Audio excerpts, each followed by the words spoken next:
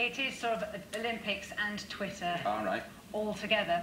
I think a lot of people have heard this week that Tom Daley, the diver, after he failed to get a medal with his partner in synchronised diving, received a really horrible tweet saying your father would be ashamed of your words to those effects. Of course, his father died last year of brain cancer, so, you know, about as low as you can get. But what then happened is the kid who allegedly sent this tweet had a knock on the door in the middle of the night from the police, who did arrest him, and the charge was malicious communication. So, of course, a lot of people saying now, is this overkill? Actually, yeah, that's said by people, Daisy, who don't get them. And people will try, well, yes. But that's one of the points. Is it only the celebrities, attackers, who are being arrested? Because a lot of ordinary people get abused on Twitter as well.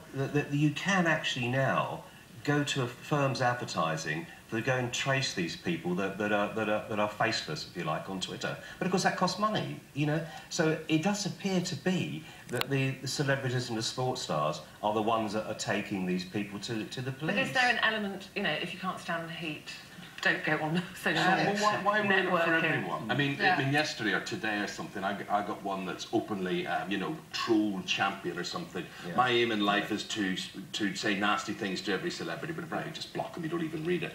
But then when you block them, they have a whole gang with them who said, oh, we blocked you, we're now on, and you just block. I think that's what you do. Have to do this. I think the obligation should be on Twitter, is what I'm trying to say. Absolutely. You can't have a name which says Twitter troll and think they're not up. Yeah. But they're talking about how to police it, and this is the police. This is Simon Reed, the Vice Chairman of the Police Federation, saying we haven't got the resources to police and this figure of like 14,000 times they were asked to look at content on Facebook last year alone. Before you get to Twitter. But I think even if Twitter can't police it, they do need to educate. It seems that in a lot of instances, it is a very young user, and they really don't know what's acceptable and what isn't, and what will lead to charges. So I suppose the other side is, if this kid was arrested, maybe it'll send a message to a lot of other users that it's a public forum, it's a platform, you can't say offensive things on it. Did you know we had a Malicious Communications Act? I didn't know we had one of those. And what's deemed to be a malicious communication? I get people sending me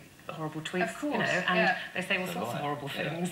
You know, what I deem to be malicious, you might not deem to be malicious. Who's going to say where the line is drawn? I'll say, I'll be happy, I'll be the judge. Would you? I'd be happy to sit there. Let's vote you, I think all this debate is nonsense. It's quite obvious when people overstep the line, and it should be patrolled by the private companies, not the police, and then reported to the legal authorities. That's it. That's that sorted. Next. Done. Charity